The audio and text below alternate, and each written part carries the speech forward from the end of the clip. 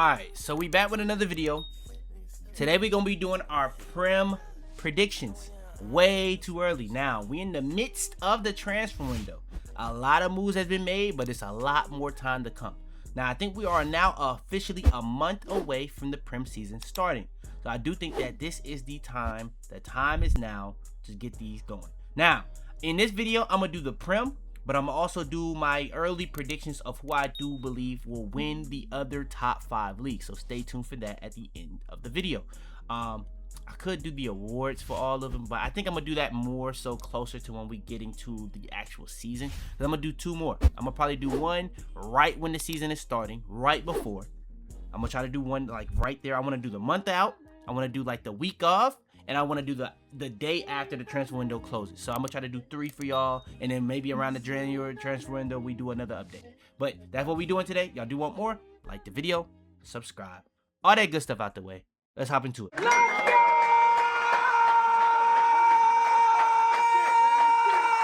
All right, so hopping into it, we are going to be ranking every single team from least to greatest based off the table and based off the championship. So Coventry City, they won the championship. They was first place, Ipswich was second, and Hull City made it through the playoffs. So that's the order that it shows. And then everything from 17 to 1 is placed based off how they placed in the league the season prior. Let's get it going.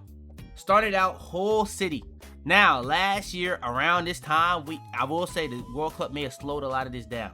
I'm not in the know as much of Hull City, Ipswich, or Coventry because we don't have as many of the big moves as that was going on for teams like Sunderland. Sunderland, I really believe they were going to escape relegation because they were making some really good signings, it seemed like, from some of the top 5 leagues, just even known players.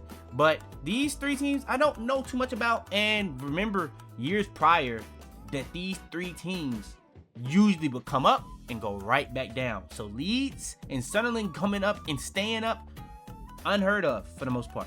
So I do think that is a thing. Now, Ipswich was a team that did just come up and go back down and came right back up. Coventry City hasn't been up for a couple now, so I'm actually interested with them. But Hull City coming up through the playoffs, haven't heard too many moves about them so far. I'm gonna have to say for now, relegation. Ipswich. Now, in Ipswich, I don't know what Chelsea's looking like with Liam Delap. Maybe they can get Liam Delap back. He wasn't very good for Chelsea in my opinion. Maybe they can make some moves. I haven't heard enough. I'm gonna probably have to say for Ipswich as well, relegation.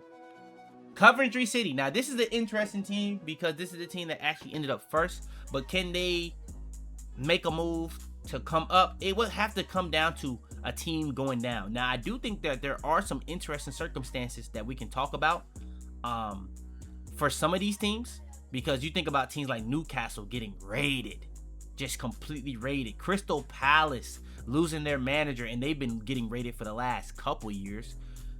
I'm gonna be honest, it's a couple teams that you could talk about, but are they gonna be bad enough to get relegated is the thing. And especially when you think about Crystal Palace is now gonna have to play in Europe. Like they're gonna play a tougher team, like they're gonna play a tougher European competition this coming season. They finished 15th even with Glasner last year. Could that be a team that actually gets into the midst? I'm gonna say for now, Coventry City is my team I have in the relegation. Next we have Spurs. Now Spurs, I don't think is gonna be in these levels anymore. I think Spurs are gonna be stamped in the top 6 this year again. I think they're gonna get back to where they should be, maybe top 7. Because I do think Aston Villa should be very good again, in my opinion, despite having CL. But if you remember, they had CL that last year. They lost going back to CL on the final day. And if you think about all the coaching changes and all the changes that a lot of these teams are having, Aston Villa is one of those teams that kind of have the same thing. Now, I will say they are losing some of their better players when you think about Tillemans. You think about Morgan Rogers, where they were winning some games in the Prem early on based off brilliance, based off the level.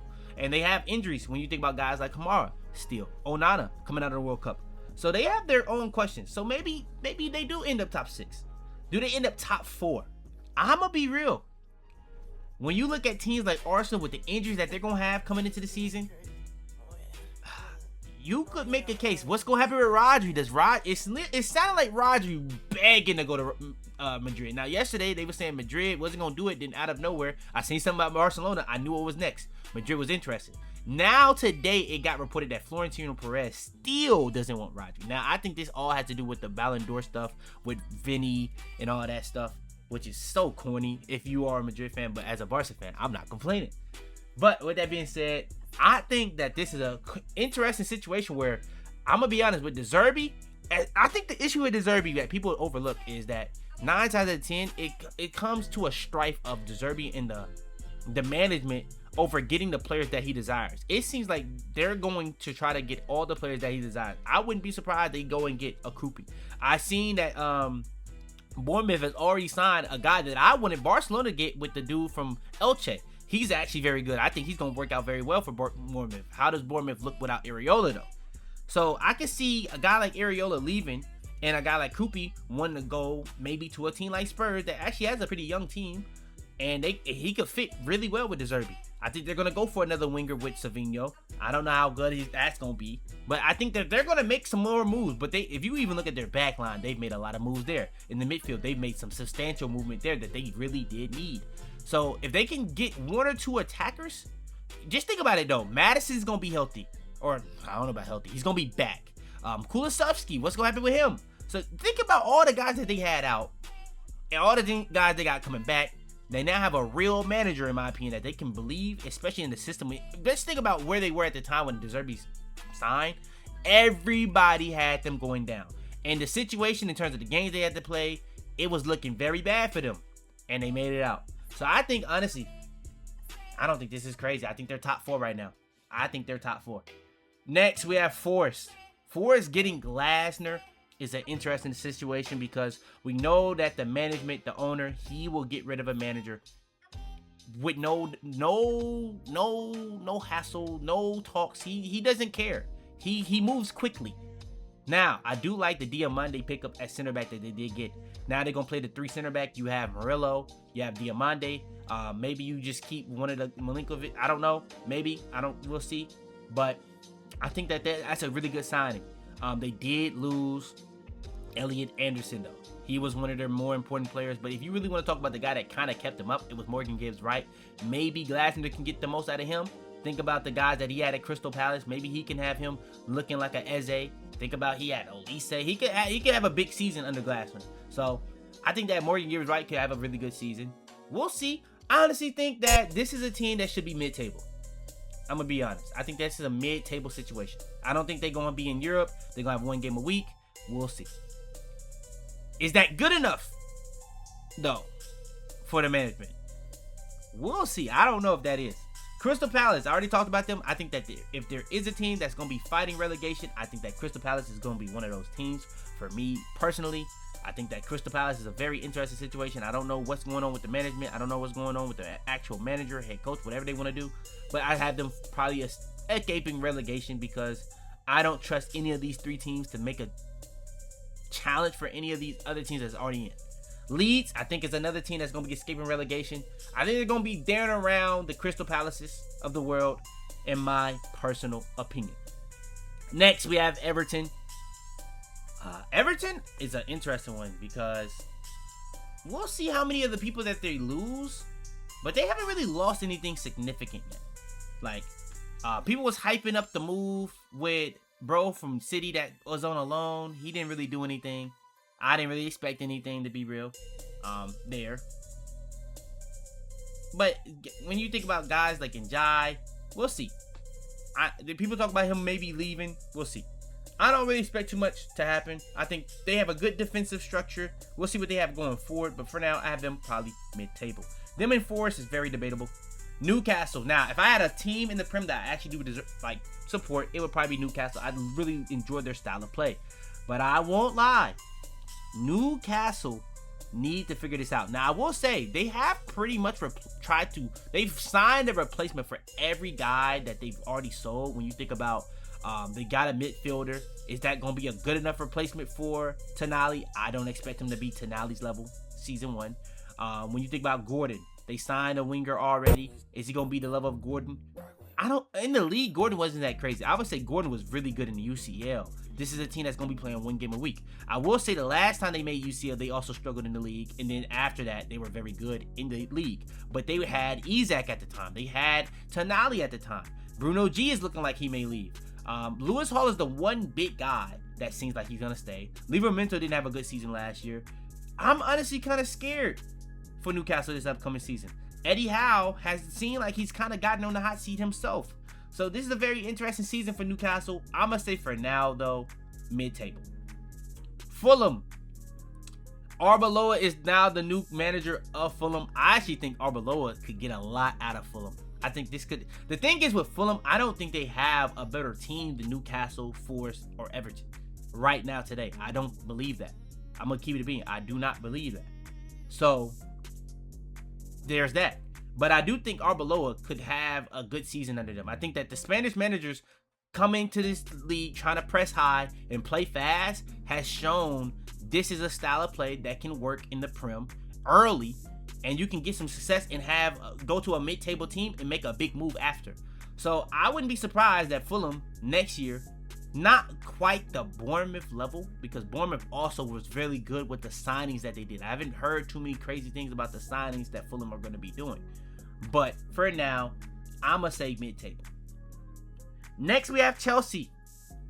I actually have really high hopes for Chelsea next year with Xabi Alonso. I think Xabi Alonso could genuinely be the best manager in the Prem, and I honestly expect him to be the best manager in the Prem next season. So that is going to be, in my opinion, champions situation. I think that this is definitely at minimum challenging for the league. I don't think this is just competing for what's big. I think they said challenge for the league. I don't know what's the semantic, challenging, competing. At minimum, they're doing one of those two, or both. I don't know. I think Chelsea getting Morgan Rodgers, if the way the signs that they're doing, it seems like they're gonna go back to, or he's gonna go back to that Leverkusen formation that worked very well for Leverkusen and it worked very well in Europe. Now at that season, they didn't play UCL; they played Europa. But if you do remember the year after, they played UCL, and the only reason they lost to Bayern was because, if you remember, Wirtz got injured in the second leg. The first leg was actually very competitive. The second leg, Wirtz was injured, and they ended up losing in the round of 16. I think that Leverkusen team is actually not going to be as talented as this Chelsea team, with all things considered. I do think they still probably need a center back. I will say Lacroix, what I seen from him at France was very bad. So I don't know. If I'm Chelsea, I want to get him as my center back. I think if they could have got a guy like Diamande from Sporting, like Forrest did, that would have been a big sign. I thought that would have been a great fit for that system. He already played in the 3-back, very similar system, from the 3-back at least. So I don't know, but I do think Morgan Rodgers and Cole Palmer as your 2 10s in that system, that might be better than anything he had at Leverkusen. You think about the midfield options of Caicedo and Enzo, and I think they're trying to get Alex Scott. That could be better than anything they had at Leverkusen. It's literally looking like they may have just a much better team. Like you think about Quinda compared to I forgot bro name that went to Liverpool, but yeah.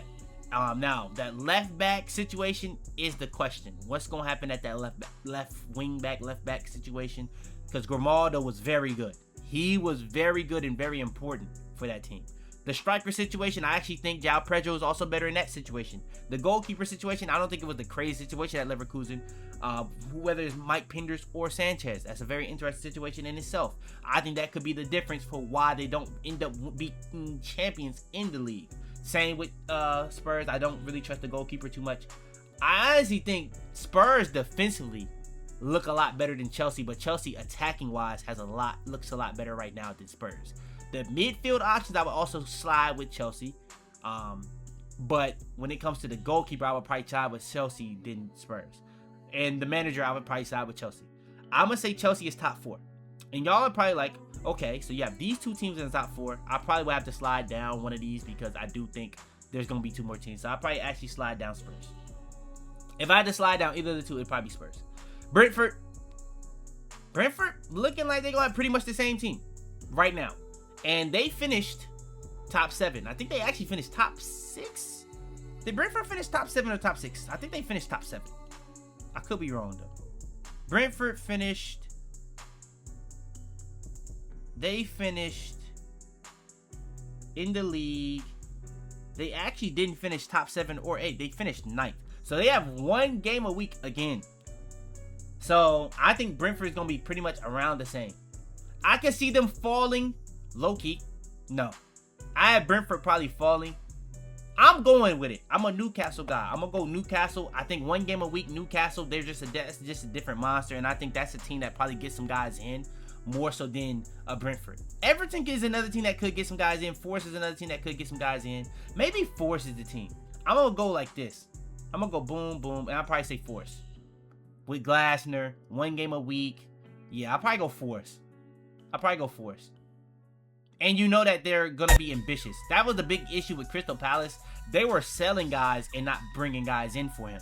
I think Forest will actually bring guys in for him. And they can actually have that good start like Crystal Palace had, if you remember. But they won't fall off because of they can't really rotate. And they're playing Europe. If you remember, Crystal Palace was playing Europe and in the league. Forest only has the league. So I don't think that would be as much of a problem, because I don't think there will be as much of sellers as they will be buyers, because they also have the Elliot Anderson money to work with.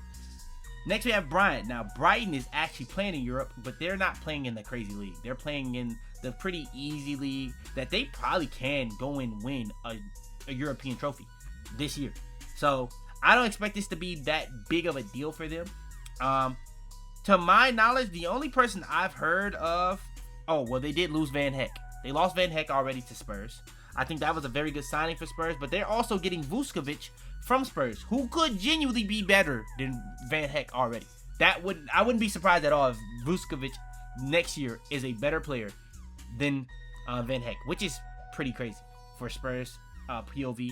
I don't even think they had to make that signing because they also had Senesi, but they are probably going to lose Romero. That's looking like they're probably going to lose him. So Van Heck, especially in the Zerbi system, it fits. So I'm not too surprised at it. Next we have Brighton. I would probably say I don't think the European competition will be that big of a deal for them, because that's not a league that they have to worry too much about until really the knockouts, I would say. And they have a lot of depth at positions, I would say, because they have a very youth movement. And if anything, this will give a lot of the guys playing time that may not even get enough playing time for all the guys that they kind of do be signing. So I'll probably say, honestly, top 10. I'll probably give Forest above them. Honestly, no. I'll say Brighton here. Give me Newcastle over them too. Because 1 game a week, Newcastle. You gotta think about it. Sunderland is a team that I have been kind of slipping on. It could be them or Bournemouth. I wouldn't be too surprised, honestly. But for now, I'm going to say it's Sunderland. I'm going to say Sunderland is, especially playing in the Europa League, that's not the same thing as the league that Brighton's playing in. They're playing in a much more competitive, and for their level, this is probably legitimately their level. They also may lose Granit Xhaka. I think that this is going to be around escaping relegation level. I could be wrong. But I do believe this is probably around there. I think, especially if you look at the second half of the season, I think Sunderland struggled a lot more in the second half of the season than they did in the first part. But we'll see. I do think the manager is good. I think the players are good. I think that the honeymoon phase is kind of over. For me personally, I think some of the results they got, I don't know if that's going to really line up next year. But we'll see. Bournemouth. Now, Bournemouth losing Iraola. I'm not in the know too much of their manager. But think about last year. They lost a lot of guys, and it wasn't that big a deal. Now, was that Iraola, or was that guys that they brought in? I have no clue. They still have guys like Krupi. I expect him to probably... I don't know. Because apparently... Now, I actually do expect him to leave. Whether he goes to Spurs, or apparently PSG have moved off of Yan Diamande because of image and naming rights, NIL or something like that. Because he signed the Rock Nation or something like that. So they moved off of him, and now they're going for So, I'll be honest. He's probably just gone. Like Spurs, maybe not. But PSG getting the mix. He's French. He's probably just gone. So, I think that could be a thing. They've already probably lost some guys. I'll say, I wouldn't be surprised, because this is a team kind of like Brentford that just plays to that level. They kind of just play to that level. I'm going to actually move up Everton, and I'm going to say Bournemouth are probably here. I'll probably say Brentford just has a safer style of play because they have that 1 game a week aspect. These two teams not having 1 game a week is going to make it tough for them, and I actually expect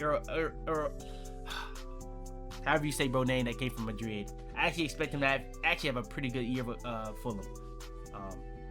So yeah, I do think that he does have a tough manager to kind of replace though.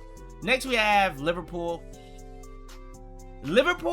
Honestly, I think with Areola, they're going to get back to what they kind of need to be doing. I think that it is kind of a safer bet to expect Areola to be a very good manager in the league next year, because he's already proven it with lesser teams, with Bournemouth.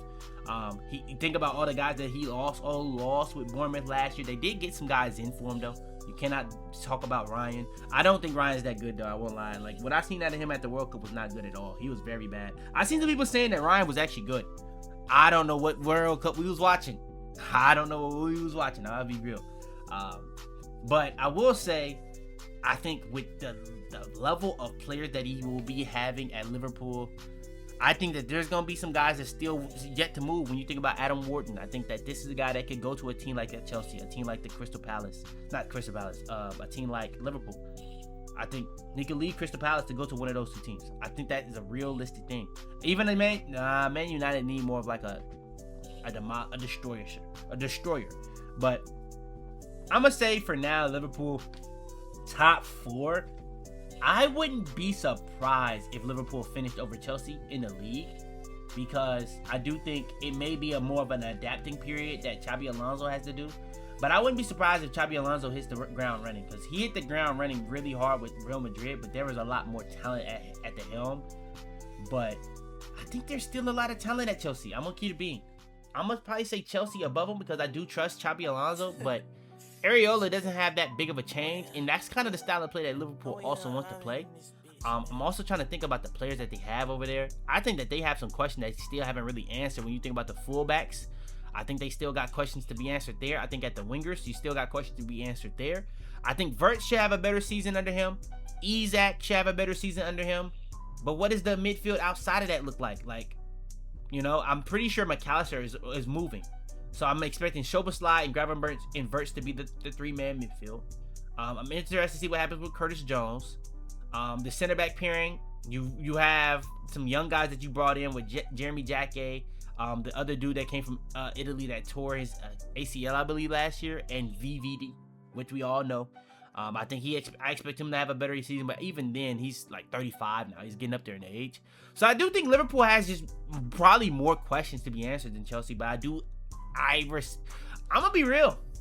Spurs could finish over Liverpool is what I'm thinking about. I think Liverpool has a lot of talent, but they have a lot of questions to be answered, and they haven't really been doing much to answer those questions. I won't lie, they haven't. I'm gonna say for now, because we're talking right now. I think when we get closer to like the actual, I think we'll probably have a lot more of those questions answered. They don't have a lot of questions answered though. They've been doing a lot of rumors, but there's not really any answers. So I'm gonna have to say that. Aston Villa. I think Aston Villa, they're doing a good job of replacing guys as they're getting out. When you think about they got from that was playing for Switzerland that came from the Bundesliga. Now Bundesliga, it can be questionable in terms of how they translate to the Prem. I won't lie. So we'll see. I actually think he's gonna be pretty good. Manzambi, I think is his name. I think he could be pretty good. Is he a like for like replacement of Morgan Rogers? I don't know about that. But Tielemans, we'll see what their replacement is for that. I already talked about their other midfielders being out. They have a question mark in that midfield, in my opinion, as well. Honestly, Aston Villa could slip. They could slip down there. They could kind of slip down there. I won't lie. I think some of these higher end teams, in terms of the talent of some of those higher end teams, when you think about Aston Villa, the Newcastles, their talent kind of getting poached a little bit this year. So these teams just don't have that talent where you could really say that they're better than teams like the Liverpools, the Chelseas, the Spurs, where they could really beat those teams on any given week. And it wouldn't be crazy. It wouldn't really be an upset. So, I don't know. That's a bigger question. But it comes down to for me, when it comes to that 7th place United and Aston Villa, I don't like what United have done at all in this transfer window. I think a lot of what happened in the second part of the season was they played a very safe style of play.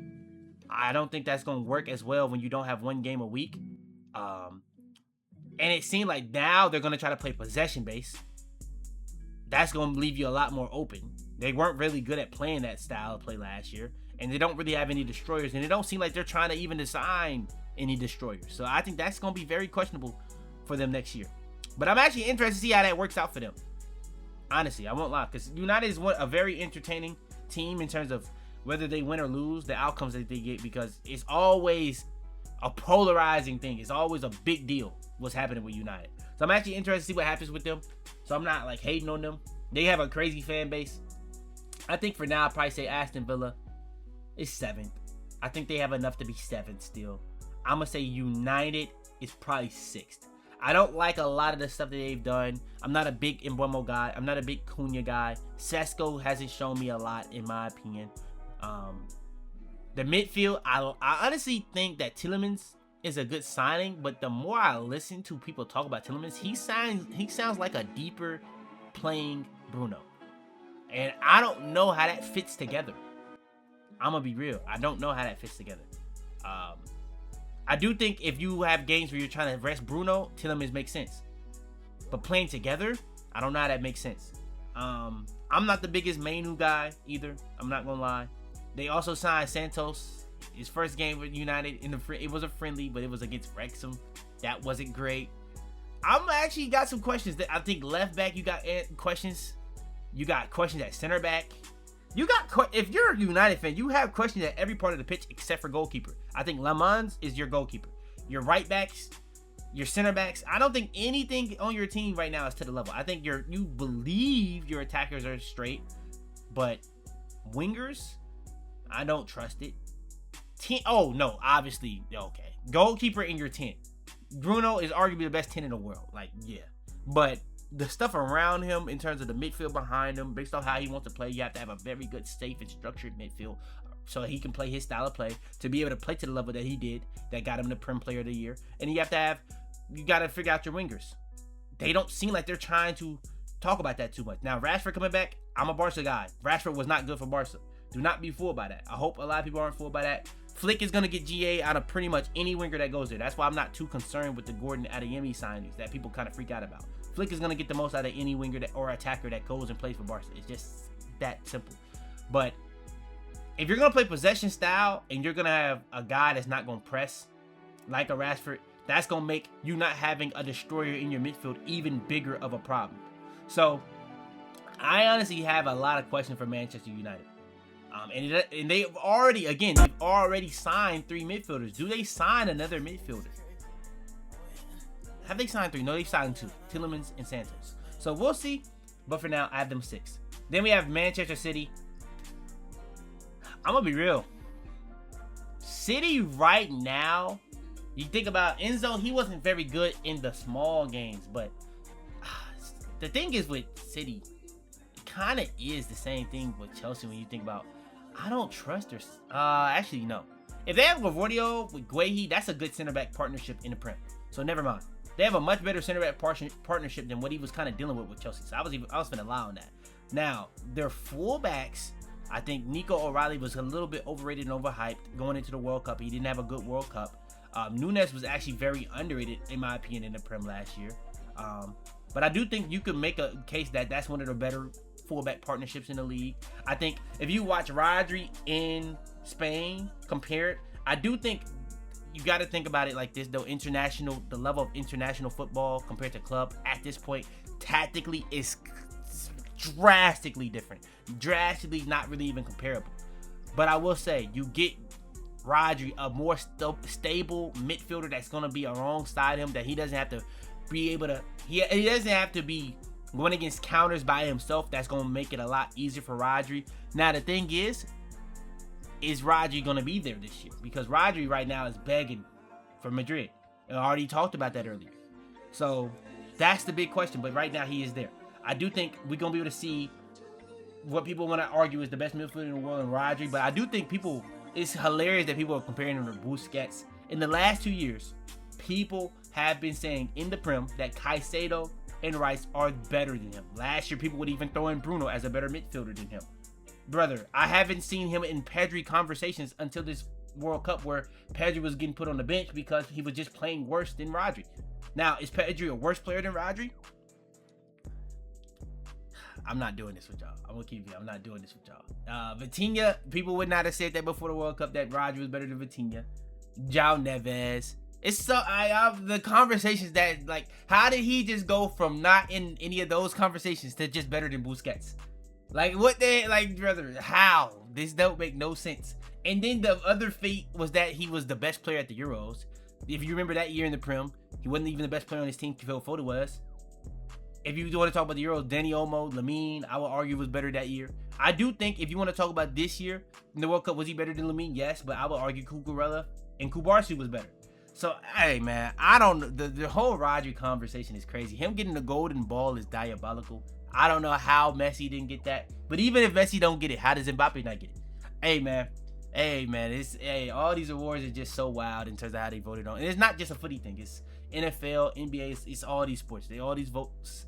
They just somehow just find a way to get it wrong. But when it comes to City, I think if they can keep Rodri next to Anderson, I think that he could really stand for a full league season with the UCL under Enzo. If you think about Enzo, Caicedo looked a lot worse without Enzo than he did with him. Like, he was looked at as debatably the best 6 in the world with Enzo Maresca. Without Enzo Maresca, he didn't look like even the best 6 in the Prem. So I think that there's going to be some conversation to be had about if you have Elliot Anderson next to Rodri could really back a lot of the things that y'all claiming. Because I do think next to Bernardo Silva, he was put in a very bad situation because Bernardo Silva was just not good. And his play in terms of the stability in the midfield, he wouldn't be in the midfield. He would be at the left wing, sometimes at the right wing. Sometimes he would be at the left back, right back. He would be all over the pitch. And that would really be bad for Rodri having to go against these counters all alone, especially coming off a torn ACL. So I do think Elliot Anderson should be big for them. Now the 10, you have Phil Foden and Cherokee. Cherokee is another guy that didn't have a great World Cup. But Cherokee was very good. You could make a debate that he was more talented. He was more entertaining than Bruno, you know. So you have that. Wingers, I'm going to be honest. Yeah, wingers is, you got Doku, who is arguably the best winger right now in the Prem. We'll see if Barcola comes. We'll see if any of these other guys come when you think about the Diamandes and stuff like that. But for now, he's the best winger in the Prem. On the other side, Semenyo, I don't really like the Semenyo fit next to a Haaland. I'm actually interested to see how Maresca tries to set up for Chelsea. Or not Chelsea, City. But for now, I think with all the injuries that Arsenal going to start out with, I think it's looking like City. If you want to talk about the back to the front, they have the most structure. Even if Rodri leaves, they have the most. Like, you got to talk about, for Arsenal, guys like Rice, Saliba, Gabriel, Saka, they're all looked at. They're probably going to miss the first month of the season. City can get enough. Teams like City and Chelsea can get enough ground in that first month that it can be the difference. And if you think about Arsenal, usually Arsenal have a very bad stretch around the end of the season, which is why they either bottled the season or what happened last year where they led all season and it became a race between them and City. So if they have a bad start to the season, that could be a big deal for them. So I think right now, if we talk about fully healthy, everybody ready, Arsenal. But with that considered, I'm about to say that. And I think that could be the difference for Arsenal, Chelsea, and City. Now, the thing with Arsenal is if they could have got a Morgan Rodgers, that would have been a big deal for me. I do think Vini could become available for one of these Prem teams. I think if he does go to the Prem, it will be United, though. That's my thing. I think if he goes to the Prem, it will be United. I don't think he goes to Arsenal. And if you listen to Morgan Rodgers why he went to Chelsea instead of Arsenal, I know a lot of Arsenal fans don't want to hear this because they won the league. They was at the final. They went to pins in the final. But the style of play. If I'm an attacker, I would rather go to City. I would rather go to Chelsea. I would rather go to United. I would even rather go to Liverpool than Arsenal. Now, Spurs, come on, bro. We're chatting. We're chatting with that one. I will give you. We're just chatting with that. But I will say, if you look at this World Cup again, you can say that a lot of these guys are worn down. But even some of the center backs, like Saliba didn't have a good World Cup. I know a lot of people want to say best center back in the world. I think Saliba is the best center back in the world, but he didn't have a good World Cup. I think you could see that he was injured majority. Gabriel, he didn't look nowhere near the level of what he looked like at Arsenal. And Rice, I don't think he looked that great at the World Cup either until really that third place game. The third place game, Rice looked very good. But again, there was no defense played in that game. Just genuinely no defense. So I think Arsenal, and again, Saka didn't look good, but you had that third place game. He was ridiculous. Saka was ridiculous in that game. So I do think if they get some rest, it could go a couple ways where maybe their bad stretch is at the beginning of the year, and this is a team that now that they got over the hump, they don't have that pressure to not bottle it because they got over that 20-year or whatever. This could be a team that could go and do. Actually, I'm gonna actually give them the benefit of the doubt. Because Arsenal, they have the best team. They have the structure. They have the cohesion. They have everything. Like, they have stuff to build on. They're not really, there's like a team that they're not really trying to replace. They're just building on top of what they already have. Now, they lost Trossard. They already got a guy in from Club Brugge that I actually do like. So, I'm actually interested with Arsenal, what they do. But I do think they have some flaws and some holes that they have to look up for. But even if you want to talk about the center backs, they have great depth defensively. So honestly, I just thought about this mid-video. I'm gonna have Arsenal as the champions for now. I think that's just fair and safe to do. But yeah, that's my Prem predictions. Now, when it comes to the other top 5 leagues, let's get into that. All right, and then next, we got the other 4 leagues and the top 5 leagues. We're not gonna do a full deep dive of all these teams. We're just gonna go for the number 1 team in every single one. We're gonna do we're going to talk about for the La Liga because that's like the only other one that's going to be a real race in my opinion. But I think these other 3 kind of obvious. First league, Serie A, Inter. I will say, I'm not the biggest believer of Juve. I'm going to keep that a B. I think Roma are on the up. I will keep that a B. But when it comes to a team like AC Milan, with Ruben Amorim, I know a lot of people in the Prem don't really like him. I thought his job for Man United was a little underrated, because I do think that they still were top 5. I do think Michael Carrick deserved a lot of credit for what he did because they were drastically better under him. But they were still top 5 even with him trying to instill a style of play while also going for results. Michael Carrick came in and just went for results, which is understandable, and they got 3rd place off that. But when you think about all the stuff that was going on with United at the time, I think Ruben Amorim trying to instill a style of play was very important for what they were going to do for the future. They didn't build on that. But it is what it is. I think with AC Milan in a lower level league where they already 3-back is a regular thing, I think that's going to work very well. I think it could be a similar thing with Sporting where he's going to be very good in the league, and I think he could get to the UCL after this next year, and he's going to be very good. I think this going to be a year to build on. I wouldn't be too surprised if they'd be pretty good, but I think Inter just has too much talent, and I do think getting Summer going, which was one of their bigger issues on the team the past season, is a big deal for them. We'll see what they end up getting to replace them, but for now, I got the Serie A, Inter Milan. Next, we got League One. League One, I think this is a pretty obvious one. I think last year, if you paid attention to it, they kind of struggled in the league. They even went out to like a second division team in one of the cups, but with that being said, I think we all know who's going to win. PSG is actually improving their depth a lot. I do think there's a winger on their team, Mbappe. He goes to another team, he's gonna explode. He goes to another team, he's gonna explode. He's extremely ridiculous. He's actually expected to leave, but they're getting guys in. When you think about guys like Krupi, you think about guys like Yan Diamande, you think about guys like even like Ferran Torres. He goes there, he's gonna be very good for them. Like, they got a lot of guys that could go there and be very good for them. They already have a lot of depth in the midfield. They already have a lot of depth in the attack. They need some more depth defensively so that they can do the rotation that they want to do within the league. But I think if they have a better second line or second squad or just squad depth, they could be very fine. They dealt with a lot of injuries last year. People talk about the minutes played, but people don't realize that PSG, when they played Barcelona, people talk down on Barcelona for all the injuries that PSG had. They both had a lot of injuries, but at the end of the year, people look at the minutes played and be like, they don't even have to play in the league, which is the case when it came to knockouts. But before the knockouts, they were playing both. It only came down to the knockouts when they started moving games and stopped playing those games and stuff like that. So I do think that is a conversation for the knockouts, but before the knockouts, they were playing both.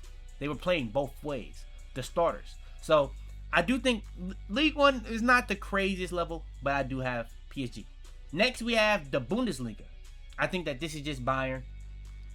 I think Bayern is becoming more of that dominant presence of what they had been before Xabi Alonso with Leverkusen. I do think Leipzig, what they're trying to do, actually can be on the up. We'll see if that can last.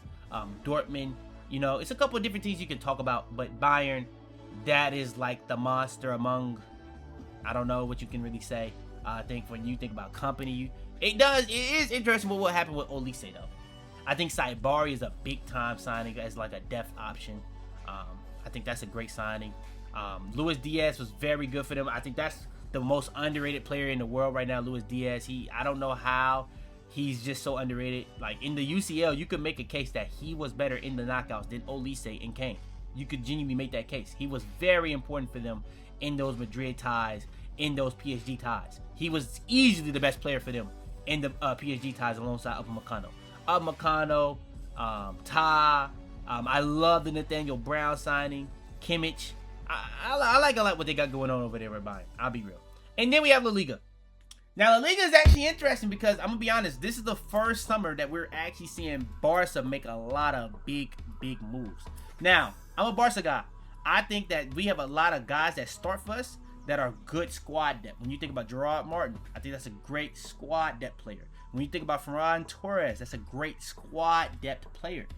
So I like a lot of the attackers that they're going for, but I do think that we need defensive players. When you think about the toughest thing for Barca, I kind of talked about this earlier when I was talking about the Prem with Rashford. Barca can sign any attacker, they're going to get GA out of those guys. So that's why I'm thinking when it comes to Barca, a lot of the La Masia players, they're not defenders. They're more likely midfielders where they'll put them to like fullbacks, but they're really midfielders or attackers. We're more likely 10s or wingers. They don't really have strikers. They don't really have a lot of center backs. They don't really have a lot of goalkeepers coming out. But with that being said, or when I'm saying a lot, I'm saying good. Like the high-end level players. Like you got Kubarsi, obviously, but outside of Kubarsi, center backs isn't like Cuenca. It's not that many. I think that what they've done, they went and got Adeyemi, good rotation piece for Lamine, who had nobody to really rotate from. Shout out to Rooney, but he just wasn't the level. In Flick's eyes, at least. And then you have Gordon, who I think will actually be very good for them. I think Gordon was actually good in the UCL. People talk about what he was in the league. We didn't get him for the league. We got him for the UCL. Simple as that. He's a guy that can play. He can rotate at the 9. He can rotate to the left wing. Adeyemi, he can play across the whole front line when you think about left wing, right wing, striker, and he can play the 10 sometimes. And then you have Fermin and Omo in the 10.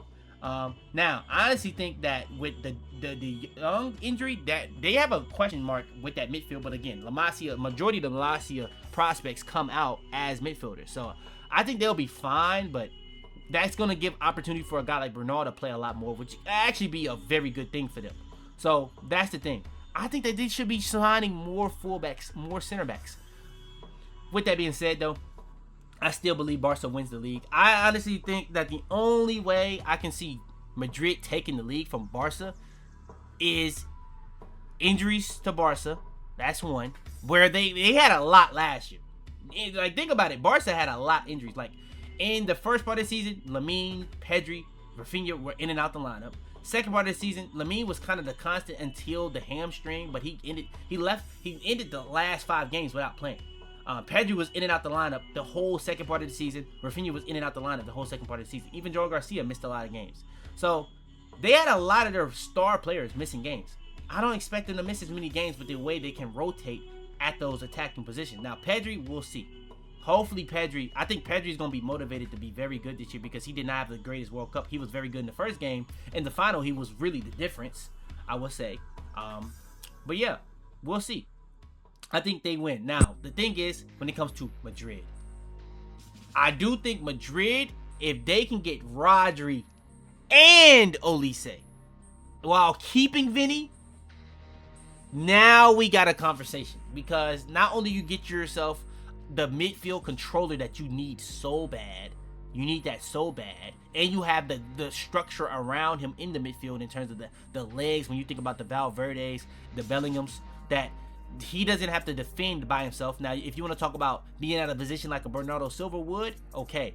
But I don't know, actually. Yeah, that could be a question where he may be dealing with a similar situation. But them having any type of control would be a big deal for them. But that right wing position has been a big deal for Madrid for some time now. That if they can shore up both of those in one stone while keeping Vini, that'll be a big deal. Now, I do think if they can sell Vini and go and get a real 9 and move Mbappe to the left wing, even if they don't get Olise, I think that's a big deal. Even if they don't get Rodri, I think that's just a huge deal. Like, I think that's a huge deal. Like, if they, say for instance, this is insane. But if they got Haaland and just sold Vini, yeah, I don't know what Barca could do with that. I think that would be a bigger deal than if they got Rodri and Olise, honestly. Because The thing is, when you saw France versus Spain, the thing that Spain and Barcelona kind of struggle with is obviously the counter. But even when you have the ball and you're just doing crosses into the box, you have no box presence, it doesn't really mean anything. Think about the one goal that they gave up, even for Spain. It was a 6'4" guy having Laporte out of position. The goalkeeper really wasn't ready for it, and Kubarsi, he really didn't do a good job on it, and he gets a header. It was literally a cross into the box to a big guy in the middle. Madrid don't really have that. They kind of depend on counters and just making those runs in behind, which in theory can work, but the high line, if you have the right positioning, it's really tough to break. It is very tough. So I think that Madrid, they also drop a lot of games in the league because they cannot control games. If you get Rodri, I think that becomes less of a thing. You get Olise, you get another game breaker. So I think that could be a big deal. I think that if they get both of those should be the UCL favorites easily. They should be the Liga favorites easily.